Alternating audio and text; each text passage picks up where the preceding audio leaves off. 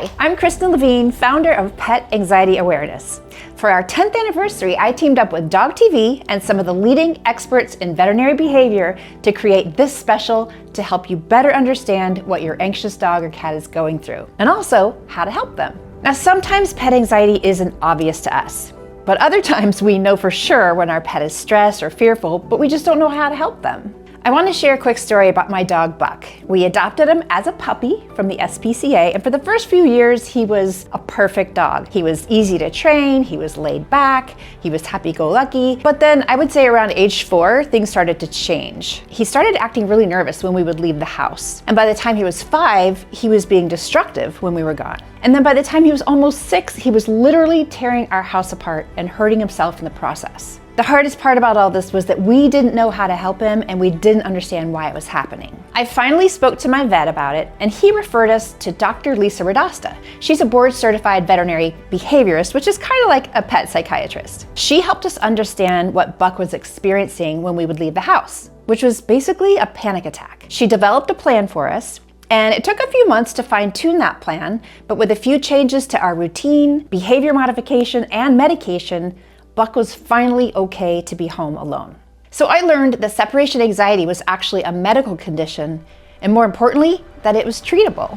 So that experience with Buck is the whole reason why I started Pet Anxiety Awareness. And over the past 10 years, we've helped thousands of pets and the people who love them to better understand and manage their pet's fear, anxiety, and stress. And this year, we want to help you and your pet. In this special, we're going to show you what pet anxiety really looks like, how to recognize the signs, and most importantly, how to get help. Let's start with one of the most common and most visible forms of anxiety in dogs, noise phobia. This segment is brought to you by Cilio.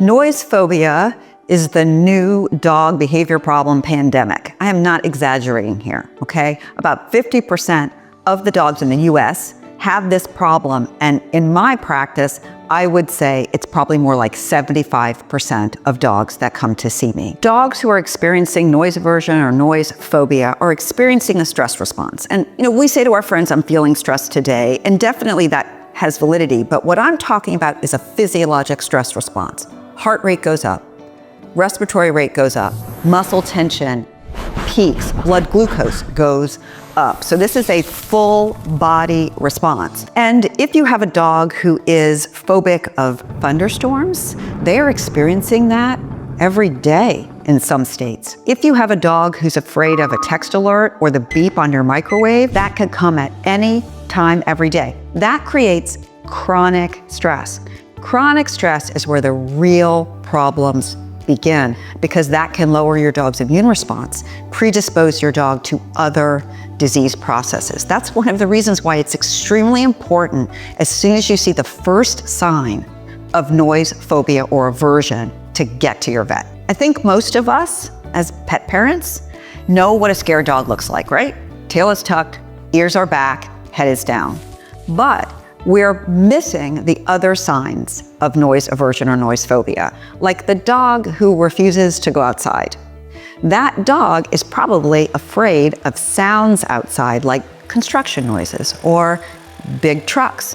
What about the dog that urinates in the house but was previously house trained?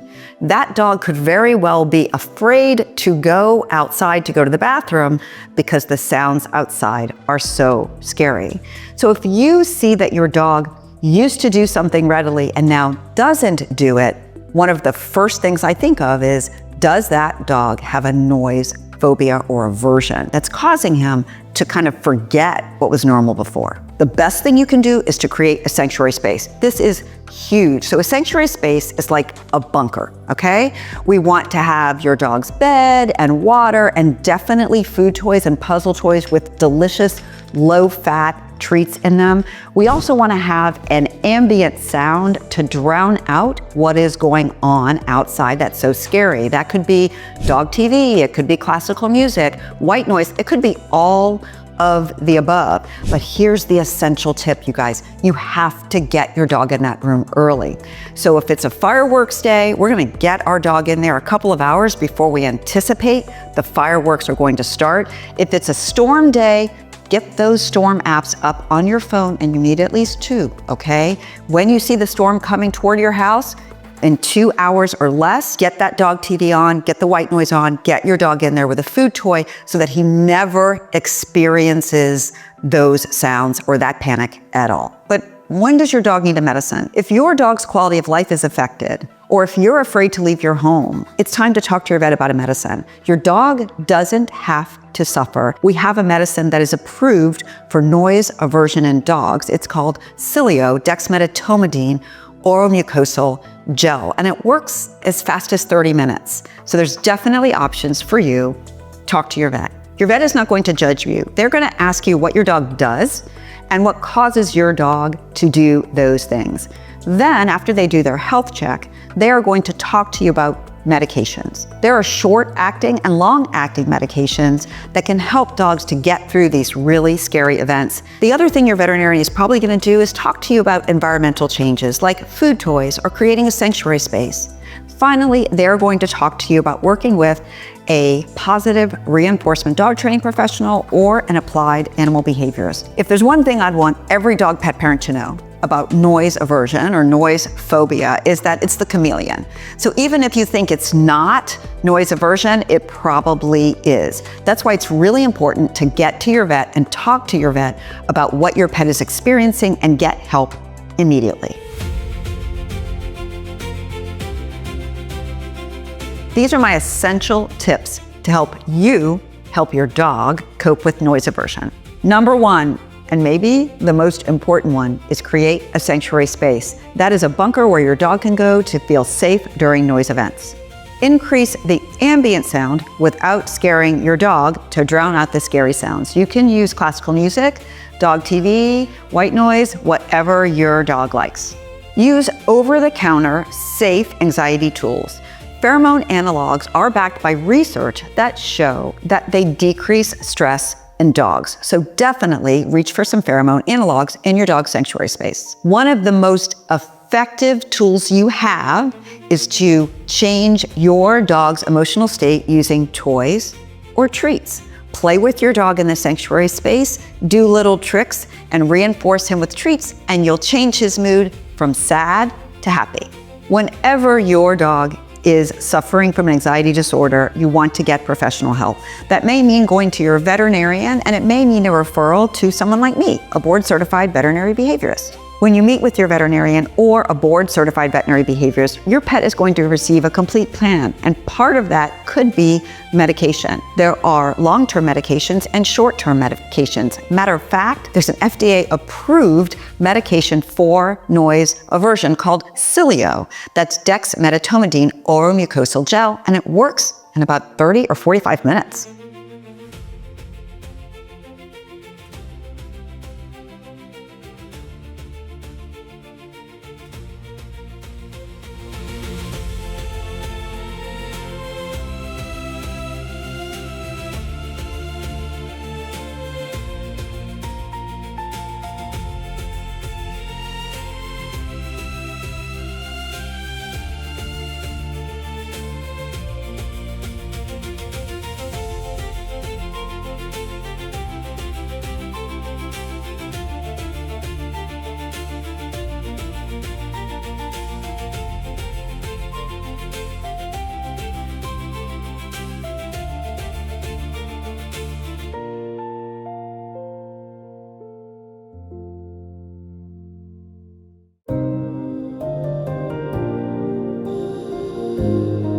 So we had a dog named Chili, and I would say around 3 years of age, he started showing signs of noise phobia, especially during thunderstorms. And we lived in Florida at the time, so afternoon thunderstorms were pretty much a daily occurrence. So whenever it would thunder, or even if the clouds would get dark, Chili would run and hide in the pantry, and he would just tremble uncontrollably. And there was literally nothing we could do to comfort him. So if my husband and I thought it might rain that day, we just simply didn't leave the house together. We were just afraid to leave Chili alone during a storm. So it really did affect our lifestyle for a while. So then we took Chili to see our vet, and he diagnosed him with noise aversion, which is just like noise phobia, and he prescribed Cilio, which is dexmedetomidine. It's an FDA-approved treatment specifically for noise aversion in dogs, and it works really well by calming them down without heavily sedating them. Now, we also created a safe, quiet space where Chili could go when the storms were approaching, someplace he felt safe and comfortable. And we also started watching our weather apps religiously a few times a day because we wanted to be able to anticipate the storms and know when to give the medication. So after talking to our vet, going through all the pre-planning and the medication, it was literally a game changer. Chili from then on was relaxed during storms, which was such a big relief to our family. But what if the signs aren't obvious? How can you know if your pet is anxious in the first place? For this, we went to Dr. Pachel, a board-certified veterinary behaviorist. This segment is brought to you by Chuck It.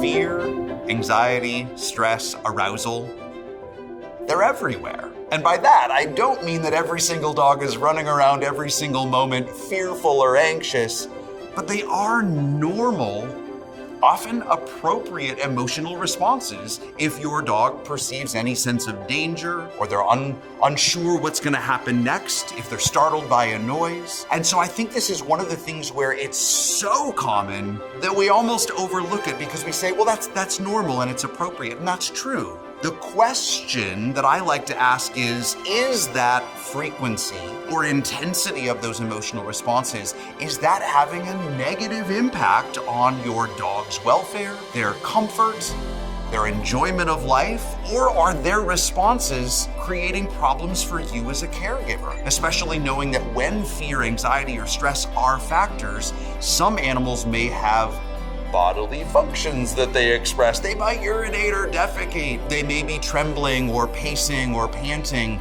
Some dogs might bark or respond with aggression. These are all potential responses to those underlying emotions. What I typically ask my caregivers to observe is anything that's different. Is there something about the way that they're showing up in particular situations that's different from their baseline? If yes, that's our opportunity to get curious. Let's ask the question, what do we think's going on here? And if we're even suspicious that there might be an emotional undercurrent, fear, anxiety, stress, what can we do? How do we approach that? How do we help? Some dogs are really expressive, and their whole body tells the story. I love that, and that's actually pretty common, that if we look at the tail and the ears and the mouth and the eyes, they're usually telling a pretty consistent message. We also work with dogs that are more likely to be expressive with their tail, or their physical posture, or perhaps their eyes, or maybe they're pulling their teeth back with more of a panting or a grimace. Any and all of those emotional experiences do become a part of that dog's learning history. So if we have a dog, especially who might respond with more of a fear-based aggression or a flight response, if that allows them to perceive a greater sense of safety as a result of doing that thing, we're probably going to see that behavior pattern perpetuated, and it's likely to get worse over time. As I like to say, you can't unsee this. Once you start recognizing what those signals look like, you may start to see them a whole lot more. And then the question comes up, gosh, what do I do about it? How do I actually help? What are 5 signs of fear, anxiety, or stress in your dog? We can look at their body language. What are they showing us? What can we see in how they're physically moving their body? Vocalizations, this is number 2. What are they telling us with their voice? Whining, barking, crying, whimpering. What does that tell us? Number 3, movement patterns. Are they pacing? Are they freezing? Are they moving in a frantic way? What do we see within those patterns? Number 4, social behavior changes. Are they irritable? Are they clingy? Are we seeing any changes in the way that they show up socially? And number 5, any deviation in their behavior is a cause for taking a closer look to ask the question whether we think fear, anxiety, or stress may be playing a role. So now that you're recognizing signs of fear, anxiety, stress, or arousal in your dog, where do you go from here? First things first, make sure that you are meeting your dog's needs. Now that might be different if you've got an 8-year-old Frenchie or a 12-year-old Basset Hound compared to an 18-month-old Vizsla, right? It may look very different from one scenario to another, but what would it look like to meet your dog's needs? And if your dog is one who needs a lot of physical activity, what are the ways to provide that? It may be an option to take them to a park or a sniff spot or a secluded area, especially if they've got fear, anxiety, or stress issues. And you might bring along a Chuck-It and be able to get some really long-range fetch going. Build that partnership with your dog so we're building not only that physical outlet, the environmental enrichment, and that level of engagement, and even perhaps some training. We're checking off a lot of boxes by meeting your dog's needs. We're also going to think about skill building. What skills would your dog benefit from knowing? Is that learning how to greet another dog or a person politely? Is that teaching them how to respond when they hear a noise in the distance? What skills would be relevant for your dog? I'm also thinking about this ongoing curiosity and empathy, recognizing that if your dog is experiencing a strong emotional response, or as we like to say in the industry, big feelings. If you've got a dog with big feelings and either inadequate or unsafe coping strategies, we have to meet them with empathy first. They're gonna struggle from time to time, and so how do we show up to help them? What does that help look like?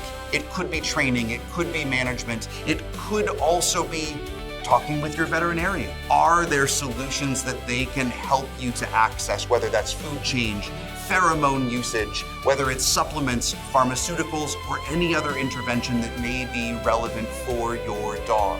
These are all options that we have, starting with recognition and moving all the way through to intervention and reassessment. Did it get better? Are we seeing improvements, or do we need to continue that exploration to see what your dog truly needs in order to improve and to continue that bonding experience with you on an ongoing basis? Now, what if your pet has big, scary feelings about other things, like vet visits, traveling, or meeting new people? Let's go back to Dr. Pachel for this one. This segment is brought to you by Zomedica. General anxiety disorder is one of those patterns that isn't always fully recognized, but it's really actually quite common. So let's break it down a little bit. Anxiety is referred to that apprehensive anticipation of threat. So there's a sense of worry or danger or something that is concerning to that animal. And yet, rather than being situationally specific, where we might talk about something like anxiety during storms or separation anxiety when the pet is left alone, it's something that that animal carries with them throughout a wide variety of circumstances. And it often shows up as an animal who needs predictability. They need to understand what's going on within their world. Otherwise, the what if? What if this isn't safe? What if I don't know what's happening next? That presumably voice kind of takes over, and we see more of those signs of anxiety, but without being able to pin it to any particular situation or context. Anxiety can show up for a variety of different reasons, and when I look across my patient population, it may be an animal who struggles while they're riding in the car, for example. And when I think about something like that, cars go lots of different places. They go at different speeds. There's a lot of different variables. And so if it's an animal that is struggling with anxiety or that concern about not knowing, it makes sense that riding in a vehicle could elicit that particular reaction. We can also see animals that struggle with the unpredictability of noises. And then we find other dogs that really, even in their ordinary everyday life, those transitions, as we're moving from being resting to active or active to resting, that transition is enough to create some of that anxiety or worry for those particular animals. And that's the important thing here. Anxiety can show up in a lot of different situations whenever that emotional response exists for that dog. It's often more of a baseline state for these animals. And I think a lot of pet parents or caregivers sort of just attribute that to, well, that's just the way he is, or that's how she shows up in the world. We'll just have to navigate it as best we can. And I think there's often a disconnect between that awareness or that observation and the recognition that this is actually something we could do something about. With GAD, I'm often thinking about those subtle signs of anxiety, which might be body language cues. It might be the ears rotating backwards. It might be the eyes getting a little bit wider. It might be a slight lowering of the posture or maybe a tucking of the tail. And so we can see some of these subtle indications that that animal in that context is concerned, worried, or nervous about what's happening around them. The piece that often gets missed here is that in that anxiety state, caregivers aren't always going to know what's causing that level of concern. And so when I'm coaching those clients or those caregivers on what to look for, I'm often saying, gosh, is there any scenario where your dog just seems nervous or worried? So I'm looking for any and all of those signals, knowing that how one dog manifests their anxiety, pacing, panting, whining, drooling, may look different from another, stressing down or becoming a bit more subdued. So we have to cast a relatively wide net to see all of those elements. One of the reasons for early intervention with generalized anxiety disorder is that they tend to get worse over time. Why is that? If you're an animal who is concerned or worried that something bad might happen, man, a lot of things can go sideways. And so when that animal then experiences almost inevitably something concerning, a noise, a movement, something along those lines, there's almost this self-perpetuating pathway that reinforces that emotional state. And now we have an animal who carries that learning history forward into whatever comes next. So the earlier we can intervene and start to teach appropriate coping strategies or lean on other therapeutic interventions, the better off we're going to be from a prognostic and treatment outcome standpoint. If you think that your dog is experiencing generalized anxiety, don't feel like you need to go it on your own or that you need to be the source of all of this information. There are so many strategies that are available.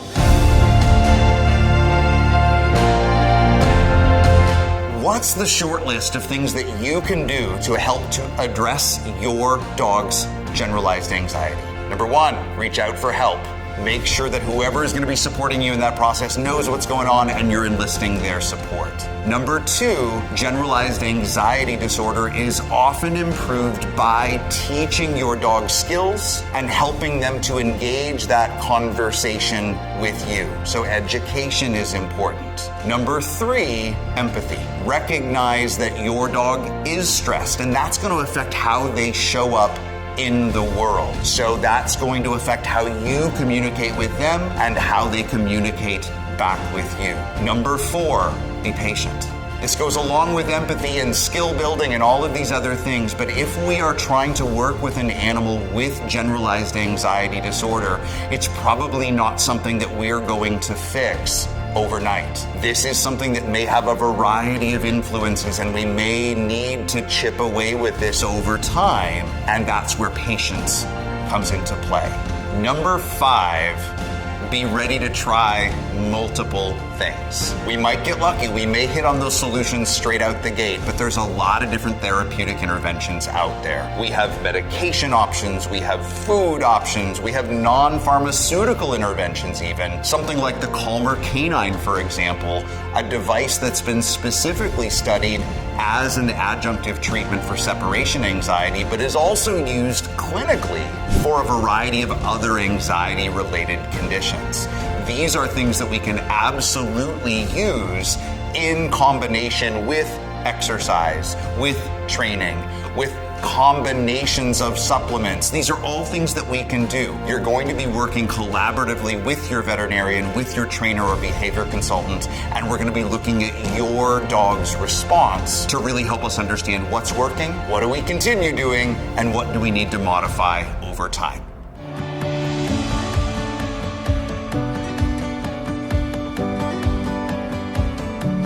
Like my dog Buck, sometimes anxiety shows up when we leave our pets home alone. Let's hear about Cato's story with Dr. Radosta and Halley. This segment is brought to you by Reconciled.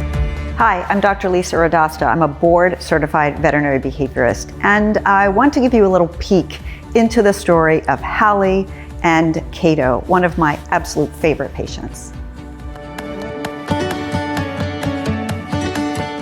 Hi, my name is Halley Schwartz and I live in Jupiter, and this is Cato. He's just super sweet, sensitive, loves everybody. So he's 9 now, so he is retired from agility, but he used to do agility and he loved it. He loved running around. He is a good boy, he really is. A few years ago, I wasn't sure what was going on because it was the 4th of July and I was at work and he was home alone, and I checked on him and he was crying and pacing all over. I had a friend check on him and she said he had used the bathroom in the basement and he was really upset. And I assumed it was the 4th of July, but it continued. Started again about a month later, stopped, and then eventually it started and it never went away. So that's when I knew something was going on and he needed some help. My schedule changed completely because I had to plan everything around him, people coming over to let him out throughout the day so that he could have an outlet. I had to plan all of my departures all strung together, one departure, get it all done in one try. Once I was home for the day. There was no more leaving, going out. I went to the vet and I told them what was going on, and we tried a pain medication first that also has a little bit of anxiety, and it worked the next day instantly. And the doctor had said it's either pain, but it could still be anxiety. That worked for about 3 weeks and then it stopped working. And that's when we went to see the behaviorist because we needed more anxiety help. So Dr. Radosta was actually after we moved back to Florida, but I had worked with her 15 years ago with my last dog. I took a reactive dog class with her and she made huge progress during that class. So when we moved to Florida, I reconnected with her to continue his anxiety treatment. It was really just experimenting on what medications were working well for him. Once we got that kind of under control, it took about 6 months for him to start really improving where we could reduce some of the medications, and about 9 months until he's pretty much completely off his situational medication. He's still on his general anxiety medication. The Reconcile definitely has changed our lives and is a lifesaver for him. So I came to you right after we moved down here because he was under control, and then we moved his whole entire environment and his world turned upside down, and we started really struggling again with him being home alone, destruction, tearing boxes apart, chewing on things. Yeah, the dog understands that schedule, right? They understand the routine, and when the routine changes, it all feels really scary again. So it wasn't challenging for us, or as challenging as it would have been in the beginning, because he was already stable, you knew what to do. And then as soon as there was a problem, you were like, something needs to happen. Instead of waiting, you were like, look, we need to get a stable plan. Once I have a stable plan, I'm sure I can get my dog on track. And that was, I think, one of the keys to getting him back on track here in Florida. How did you know what was best for him? I think I'm just really aware of the changes we make and how he responds to them, and knowing, did that work or did that not work? Yeah, I do think that one thing that you did that was really helpful is you're data driven. You came in and said, I gave this amount of medicine, this thing happened, these are the factors in my environment. And as a veterinary behaviorist, that gives me like the fuel I need. I didn't have to try to dissect out where that data was. And that's what we need, right? To do the right thing for the patient. And then the complete plan is not just meds. You did behavior modification. You also changed your lifestyle. You changed his environment. So what did that look like? Environmental changes, we leave the blinds shut so that he doesn't see things outside. We leave the TV on, so that's more natural when we're home. We make sure the sitter stops by during the day so he can have some sort of outlet, have a friend. And then we gave him activities. Every morning I get together his puzzle toys, and then we do I call it his adventure box, because he loves boxes. So we put a toy in there, have a little bit of safe destruction. Behavior modification is a part of separation-related disorder treatment that not everybody does, and frankly, not everybody needs to do, but you did do some work. Like, what did that look like? Mostly for him, it was just consistency and making sure we were leaving the house the same way we had started. He wears a belly band. He's wearing a belly band because for me, that's what I needed for the house. And we would leave that out before we were leaving as kind of a sign to say, hey, we're leaving, you're staying home. Versus if the belly band was not laid out, he was coming with us when we were getting, just a way to communicate to him that this is what's happening. There's no reason to get upset. So now he understands. Yeah, this is what pet parents forget, is they think they should sneak out. But if a dog's already worried and scanning and hypervigilant and you sneak out, you are making them more anxious. The other thing we had to do was almost re-potty train him. We went back to what did we do when he was a puppy? And that involved taking him outside, giving him turkey, when we left and when we got home. And that's how we potty trained him initially. And that stopped the urination. That's another thing that pet parents need to know. It doesn't stop. It'd be lovely if we fixed it and then we're done. But that's not true. No, it goes on and on. Kato's on less meds than he was when I met him. That's totally cool. But he's still on meds. You're still yourself. You're still doing everything the same way. And it's going to be that way forever and ever. Right? But my life is more normal now. I can go to work, I can come home, I can even stop at the store on the way home. I used to have to come straight home. Can you go to the gym too? Because he can tell time and he knew it's 3:15, she's not home, something's wrong. Now I can stop at the store on the way home, I can stop at the post office, whatever. I can come home, hang out with him for a couple hours and go to dinner and he's fine. Normal life. I think my biggest thing for pet parents to know that don't be scared of asking for help and trying the medications because it can be a huge help for them. Yeah, I guess I want pet parents to know that this is really serious. Like panic attacks are serious and that they need to get help immediately and be flexible because it's not one size fits all. There isn't one treatment. It's all the things put together and sometimes it takes time, but it's doable, right? It's doable. It's definitely doable, but it takes work and it takes patience because I know, speaking for me, I'm extremely patient with him and extremely forgiving with him. So it definitely takes some of that understanding. Yeah, for sure.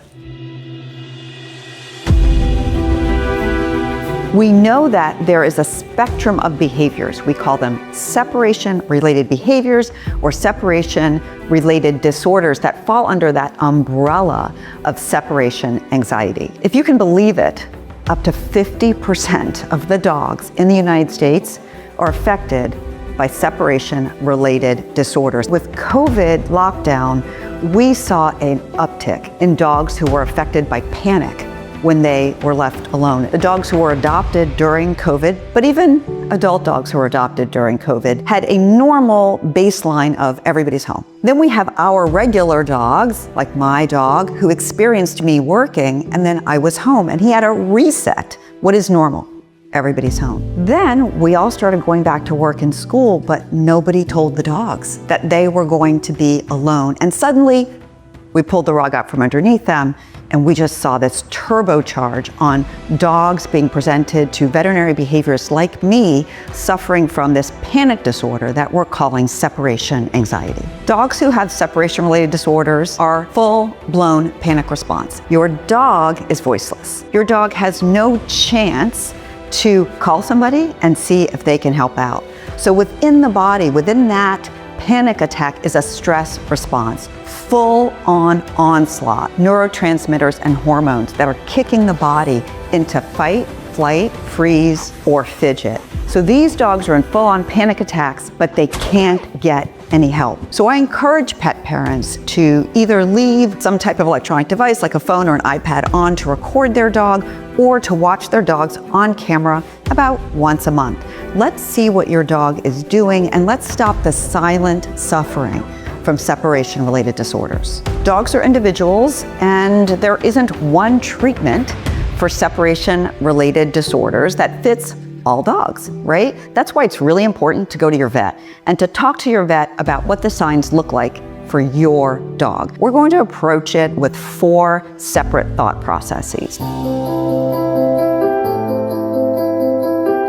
There are some simple things that you can do to help your dog feel better immediately if your dog has separation distress. Leave your dog with something to do. Now, I hear you saying, my dog doesn't eat when I'm gone. I hear you, but maybe you haven't tried different things. Puzzle toys come in all different sizes. There are snuffle mats, there are Kong toys, plus what you put in the toy is really important. We want to choose low-fat options, preferably options that have some water so you can throw the toy in the freezer, and then when you take it out and it's frozen, it will last longer for your dog. Also, try to leave your dog with something to chew, because studies show that chewing, as opposed to just eating something, actually calms dogs down, specifically with separation-related disorders. If your dog has something to chew that is long-lasting, that effect can last 15 or 20 minutes past the time when the chew is gone. Make your departures predictable. Don't sneak out of the house. That is the wrong thing to do. Choose something you can put out on the counter. It could be a baseball cap. It could be anything that shows your dog that you're leaving and your dog's not coming. That can help reduce your dog's frustration and his anxiety about when he's going with you, when you're departing without him, and when he's going to be staying by himself. Sometimes dogs with separation-related disorders are reacting to more than just your departure. Sometimes it's the sounds outside, and a lot of dogs actually also have noise aversion. So try blocking off your windows or using environmental sounds like DOGTV or music or white noise to fill that emptiness so that your dog is less reactive to those things outside. The most important tip of all that I have for you is for you to go straight to your vet. When you go to your veterinarian and talk to them about your dog's separation-related behaviors, they might talk to you about medicine. So what medicines are out there that are options for you? We have antidepressants, and we have one approved for use in dogs for separation anxiety, and that's Reconcile. Reconcile is a selective serotonin reuptake inhibitor, or SSRI. Basically, it increases serotonin in the brain and affects the neurons so they're more receptive to that serotonin. It takes about 4 to 6 weeks to work, but when it works for your dog, the difference can be incredible. So we're going to look at all of those pathways, but we're looking to your veterinarian to customize that treatment for your pet. And you may need a referral to a board-certified veterinary behaviorist like me to really get your pet to that final goal of happy and safe when you're not home.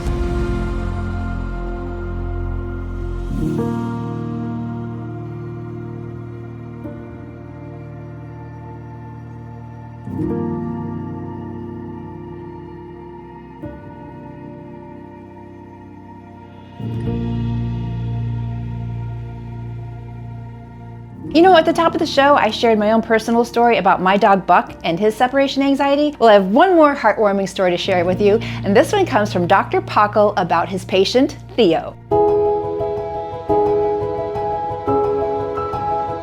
Fear, anxiety, and stress can show up in a variety of ways, and I really love thinking about the individual patients that I have the opportunity to help. One particular dog comes to mind for me today. His name is Theo. He's a young to middle-aged mixed breed dog. I met him after he had been in his home with his caregivers for a couple of years. And what they shared with me during the first visit was, we love this dog, he's an amazing part of our life, and also, we've not been able to vacation as a family, as a couple.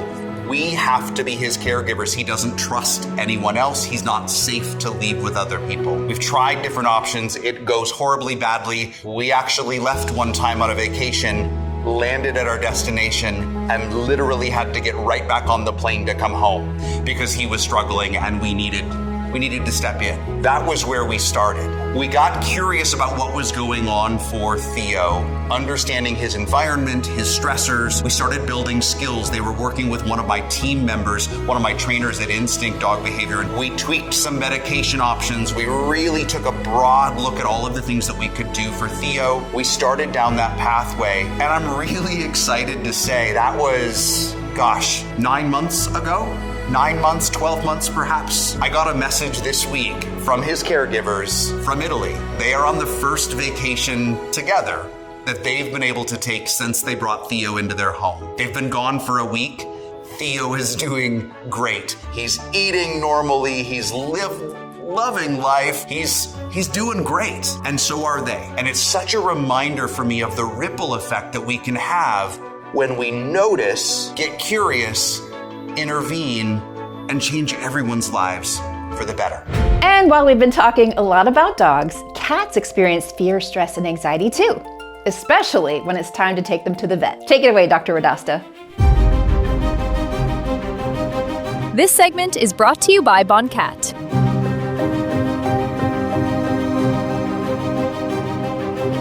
Look, I'm a cat pet parent. I'm also a veterinarian, and I get anxious about bringing my cat into the office to get blood work done. Studies show that most cats don't visit the vet because their pet parent is so worried about the cat's stress level that they forego those essential visits. And the problem is that cats need those annual checkups so that they can stay healthy. Unlike dogs, cats don't get out very much. And when they do get out, they're put in the carrier, and that really only means one thing: they are going to the vet.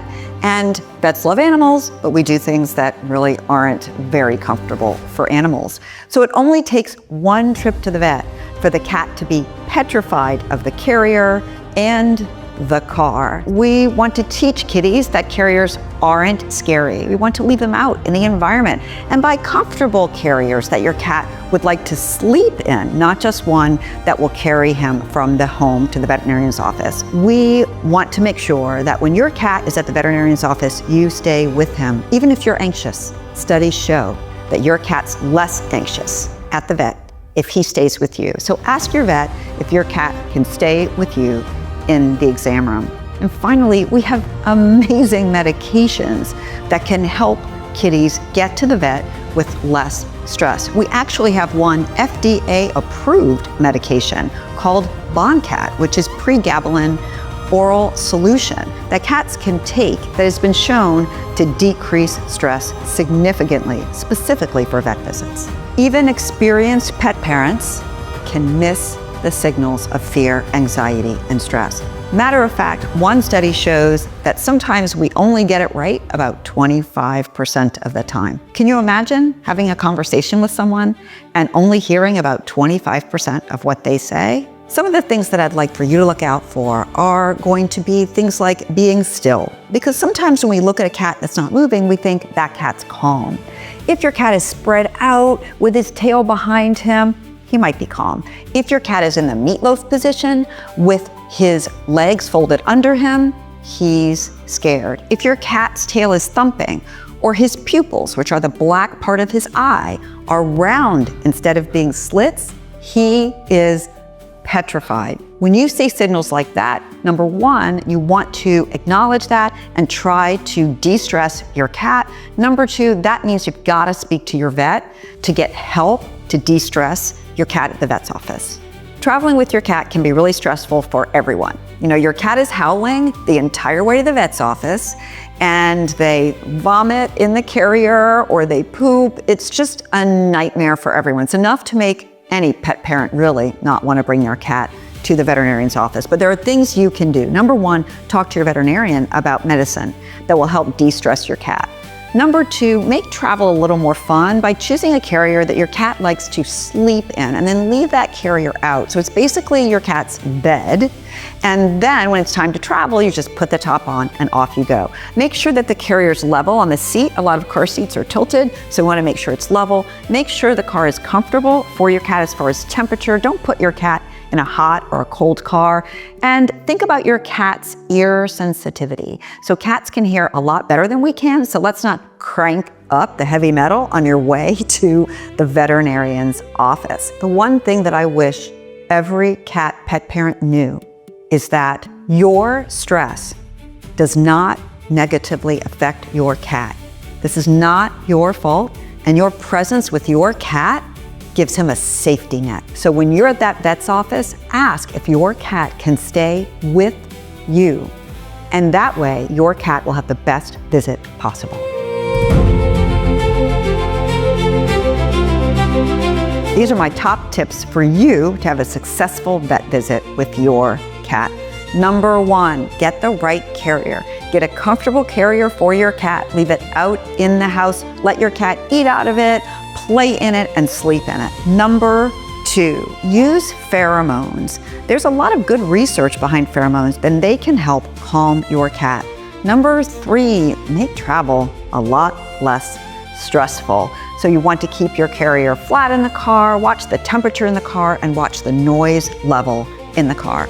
Number 4, bring everything your cat needs to the appointment. So bring a second bag that has a towel in case your cat vomits or urinates or defecates in the carrier, and also your own cleaner for the carrier so that everything smells like your cat. And don't forget a toy and some catnip if that is something your cat likes. And number 5, talk to your veterinarian about medicines that can help your cat have a stress-free visit, like Boncat, which is pregabalin oral solution, which is FDA approved for cats for exactly this purpose.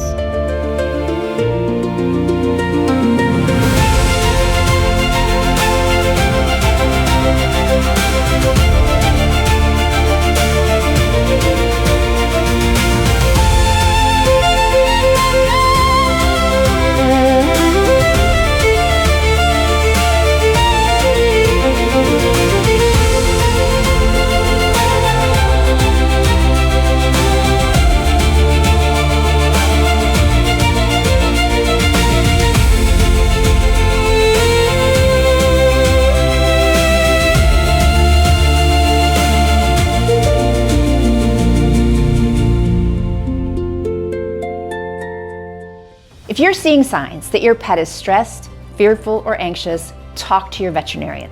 They can help.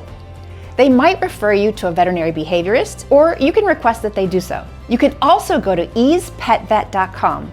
They pair your veterinarian with one of their board-certified veterinary behaviorists to come up with a diagnosis and treatment plan for your pet. The best of all, they make it affordable and available for your family. Be sure to visit our pet anxiety awareness resources. Just scan the code on your screen or visit petanxieTyawareness.com. A big thank you, wags and purrs to our trusted experts, Dr. Lisa Radosta and Dr. Chris Pachel, and also to our pet care partners who made this special possible: Zoetis, Cilio, Boncat, Calmer Canine, Reconcile, and Chuck It. And thanks to you for watching and learning how to help your pet today. Remember, when we treat pet anxiety, we don't just change behavior, we change lives. Yours and theirs.